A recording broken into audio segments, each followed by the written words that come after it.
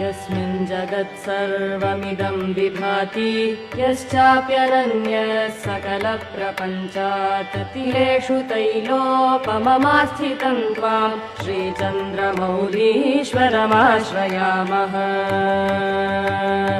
यस्मिन् जगत्सर्वमिदं विभाति यश्चाप्यनन्यः सकलप्रपञ्चात् तिलेषु तैलोपममास्थितं त्वां श्रीचन्द्रमौलीश्वरमाश्रयामः।